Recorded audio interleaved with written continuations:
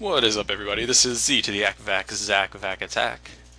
Coming at you with a PvT. We have the red Protoss SpyNinja against the blue Terran Chillz. This is a high-level bronze matchup, so these guys supposedly are still learning, but sometimes I think the bronze players can be more creative than the higher level, like Diamond Masters players. I don't know, a lot of the times they're just way more creative. They think of alternative builds, and the higher level matches are sometimes just pretty boring, just, standard stuff. So, the Blue Terran gets, the normal open. They decide not to block, but it gets a supply depot right about on time. The Red Protoss here actually scouts and puts down a pylon here. Now the Red Protoss is, I mentioned, SpyNinja. If you've had any time, if you've ever been on the streets of the Bronze League ladder, you've inevitably seen this guy.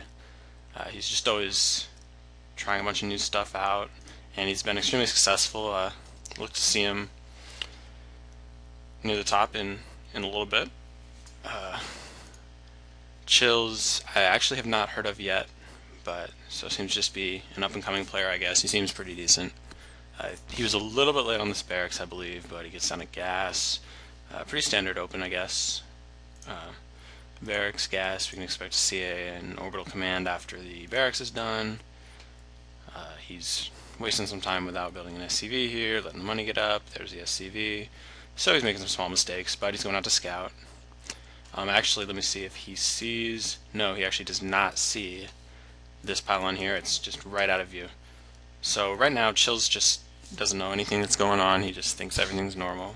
Let's see. SpyNinja's base is going to be the first base he scouts, so he should notice by now that something is up.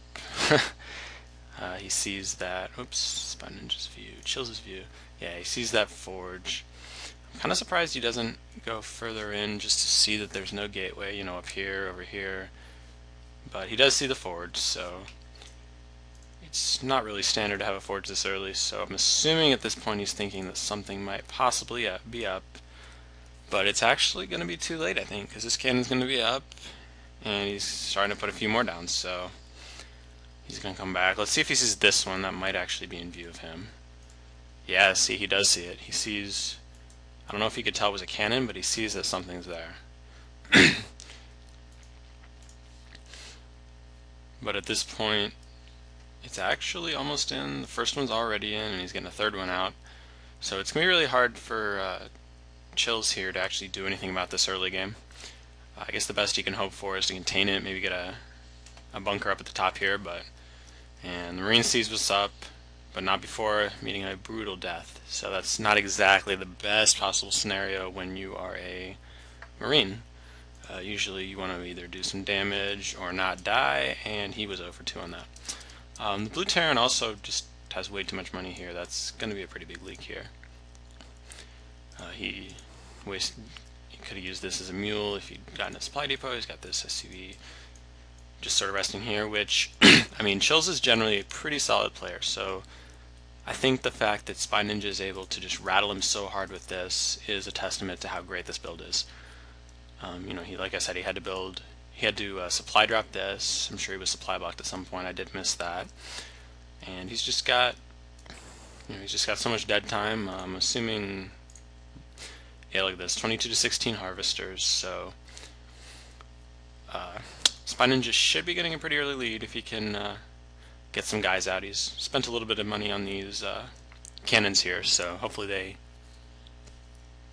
are able to pay for themselves, or it's possible that Chillz will actually... Oh wow, yeah, Chillz is just queuing this up. This is just not going to be good. He needs to... I guess he's got 2 barracks coming out. He really can't expand. He puts... Oh wow, let's see, can he see this? I don't think he can. Wrong thing again. Yeah, look at this. He doesn't see this pylon at all. So we'll see what he's going to do with that. Oh, he's going to see it because he just ordered him to put a... Oh geez, he just came in, and now these guys are probably going to see the pylon, so yeah, there it is. They see it, so yeah, they're going to go clean it up. Not a not the best scenario here. I'm assuming he was going to try to get some cannons somewhere around here, but that is going to go down. And then here's where the game gets interesting. Most people just stop at the cannons here. This is going to prevent an expand. SpyNinja could certainly expand. Like, I expect to see an expand here. I just don't usually expect it to be in the opponent's natural, so this is just a really, really clever build. I've never seen this before. I feel like it'll work its way up through Diamond and Masters Leagues. I expect to see this a lot. Yeah, see, this is actually a smart play here. He gets the bunker here. So now if SpyNinja attempts to push any further up here, he's just not going to be able to get sight, and this bunker is just going to deal with it really easily. So at least it can contain the damage, although it's going to be really hard to expand when there is a nexus in your natural mineral, in your natural expansion where you would like to put your command center. So the one thing going for him is he is Terran, he can float his command center, so if he wants to take... I'd actually like to see him take the gold. The gold does not have rocks on this map, so he could actually fly a command center to the gold. We'll see if he tries that, but that would still actually leave it very vulnerable, and if SpyNinja has observers out at that time, or maybe takes the tower, it's going to be super vulnerable just going down. He's going to have a hard time getting guys out. With these cannons here, he's probably just going to have to... And yeah, I don't see any... He's not really making any progress towards a medevac at this point, so... the other thing I would actually like to see is some tanks. Tanks have further shooting range than cannons, so they could actually clean this up without taking any damage. But right now this factory does not have an attachment, so it's going to be a while before he gets any tanks out. And oh wow, he gets some Reapers out. Let me see if he has that. Oh no, he actually does not have the Nitro packs, so they're going to be on the slow side, but let's see if he can do some damage in the main here. It looks like most of the guys that SpyNinja has are right out here, so they could possibly, do some damage with some probes here. He definitely needs some help here. He's at a 62 to 49 supply disadvantage, and he's getting minerals at about a third of the rate of SpyNinja, so he's going to need to kill a ton of probes here to make up the difference. Oh wow, that's pretty unfortunate for him though. The Void Ray just pops, as does a Stalker, and if he doesn't micro this, he's just not microing this at all. It's he's just going to lose them. That was super not worth it. He usually plays better than this. He's just clearly getting rattled, because hell, whoever sees the other team take their natural expansion, it's just, he's probably just still shell-shocked at this point. So he's getting some Marine Marauder. They're actually 1-0 already. Where's the engineering bay? Yeah, he just started the one armor, I believe. Yeah. But I don't know if that's going to be enough. He's down 20 supply, 16, 20, although 30 harvester lead for SpyNinja. So even though this is a huge income advantage, the army advantage actually favors Chillz by 10. So if he's able to push soon, he might have a chance. He definitely does not want to be near these cannons though, because those will give the advantage to SpyNinja extremely quickly. SpyNinja actually has the 1 armor upgrade already, and along with the base 1 armor that Terran usually has, he has 2 armor, and these Marines only do 7 damage, so that's actually decreased to 5. So Marauders though are going to tear them apart. They have that extra damage to armored, so 22 to 2 extra armor brings that down to 20, but Stalkers are not really going to stand a chance. He does need to get some Zealots out. But every second that goes by, that's just, hell, every minute that goes by, SpyNinja's getting an extra 1,000 minerals, so even though he's spent like an extra probably 2,000 minerals on cannons, between here, I believe he has some in his base. Yeah, see, one here, one here. He's making that up really quickly by having 2 to 1 base. Oh wait, 3 to 1 base, and he's actually building a 4th. So this is definitely, the longer this goes on, the more likely SpyNinja is to win this game. Oh, I didn't see this before. We got a Dark Shrine up, so we could see some DTs. And it looks like SpyNinja decided to push. I think he got the observer up on the high ground, so he was able to see from the low ground. These guys are just going to get roasted here. He needed to get those stalkers up.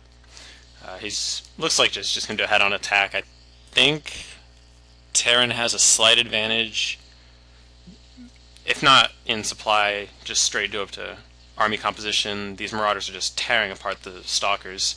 But he does have 2 DTs in there doing some work. And oh, there's the scan. They're going to go down. But the Guardian Shield helps pretty hard too, because I believe that's an extra 2 armor, and with the they already have the 2 armor, so with 4 armor, that's pretty solid. He needs to get some. Well, I guess Marauders will be fine. He really needs some Zealots, but at this point, he's just got enough. I'd like to see this one actually blink away. It's going down, and you can never have too many stalkers, but apparently SpyNinja has a reason to let Chillz kill his stalker. I'm really not entirely sure why, but I'm sure he would have blinked him out if he thought that would increase his chance of winning. So, and now the Terran is down to 2 harvesters, both on gas, so he's actually getting minerals at a rate of 0 per minute, which is a pretty tough thing to come back from when you have 55 minerals total, and your food count is at 11, down to 9. And yep, here. Oh, that's what he needed. He needed the Zealots here. These Zealots are probably just going to come in and clean up. Let's see, yeah, they have that charge, so they're just going to rip apart the Marauder and Marines. See, look, this build was able to get Chillz to supply drop 5 times, so that's 5 extra meals he could have made. He just cut way back on the workers because he was super worried about this cannon blob, I guess, and this Nexus. So I think this is a new build to me. I haven't seen it before, but I think it's going to really catch on. I really don't see what Chillz could have done. He looks like he could easily be a top player. SpyNinja just happened to have a better build. And it's really hard to win also when you are at 1 base against your opponent's 4. See, SpyNinja really... Oh, that's really smart there. Just in case the blue Terran Chillz here is able to come back, he's going to have to kill this assimilator before he can get gas again, so that's really important. Yes, he's getting the cannon here, or the pylon here. I mentioned cannon. I do think he needs to get some cannons in here, just in case Chillz is able to really quickly get out, a tech lab on this starport. He needs to kill the starport too. If he can get even on one of these tech labs and then get out some Banshees, he could really wreak some havoc. This Voider is going to help, but he really needs some cannons. Looks like most of the... this is actually a really clever move by Chillz too. Most lower level players would fall for the GG and just not even try and let them rebuild, but SpyNinja is still going at it hard, building in the base, making sure he's dead. Like I said, I'd like to see some cannons, but it looks like this won't be an issue. It looks like the game's over. Oh, there we go. There's the cannons. Yeah, see, I told you we really needed to see those. And, oh, it looks like Chillz left the game, and that makes it official. So yeah, I guess what did we learn? We learned that when you take your opponent's natural expansion, which is the one right outside the base, it's actually really, really hard to get an expo up. So he was able to prevent Chillz from expanding at all while he expanded not only that time, but 2 other times, to here and here. He didn't quite have this saturated. I think he probably could have sent some of these guys, but I think by the time he got this up, it was pretty much over, so he really didn't have a need for it. The important part was these cannons were protecting this. Chillz really couldn't do anything. Expect a Blizzard nerf in the future, I guess, if this catches on, because it just seems way too OP. I don't see what Chillz could have done. I feel like if SpyNinja was not as good of a player as he is, it could have been a lot closer, but he was able to take full advantage of the extra base and just annihilate his opponent. So yeah, expect me to be casting a lot more of these high-level bronze games. I feel like a lot of the times the high-level bronze games just are way better competitions. You see a lot more flexibility in the builds and a lot more creativity used, I guess. A lot of the Diamond Masters games are just, straight, just standard builds. They're just really boring. So, how often are you going to see a Diamond or Masters games where one guy not only builds like, what is this, 10 cannons in his opponent's natural, but also builds a Nexus in his natural. I don't think you're going to see that very often. So, yeah. Look forward to me casting a lot more bronze level matchups. I think these have an opportunity to be extremely entertaining, and I'm really shocked that a lot more of these aren't available. So, I guess that's it. This is Z to the ACVAC. This is ACVAC Attack, signing off.